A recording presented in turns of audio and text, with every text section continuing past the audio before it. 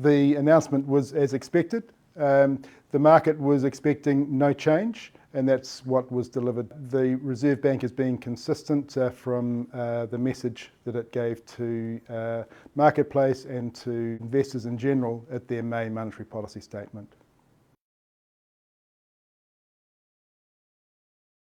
There wasn't surprises as much as a reiteration of what the Reserve Bank's messaging has been for some time. And that's good for markets, good for investors, in that we like to see consistency. We don't necessarily like to see chopping and changing.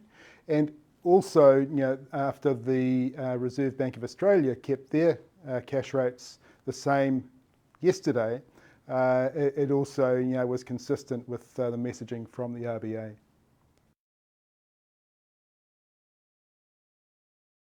We've been expecting interest rates to be gradually reducing for some time now, and so we've been also for some time extending the duration or the maturity profile of our portfolios just to lock in interest rates and lock in income for a longer time period. And we believe that will be the most appropriate thing for our investors and our funds because they can keep the earning power on their money going for longer, even though the Reserve Bank may cut interest rates further.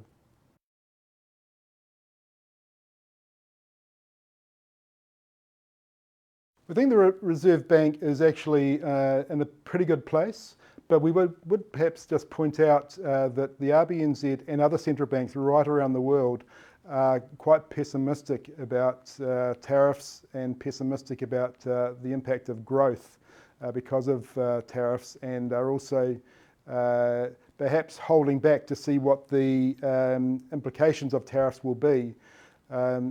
We think that the world is quite adaptive. And maybe there isn't so much downside to economic activity because of tariffs is perhaps what central banks are thinking. The other thing which we would perhaps question is the assumption that the Reserve Bank makes that they will be successful in getting inflation at 2% over the medium to long term. We think it may be biased to being somewhat higher, and that has implications for perhaps interest rates and mortgages.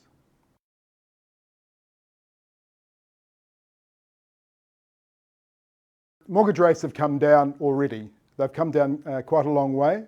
The question is, are they going to fall much further? In our view, no.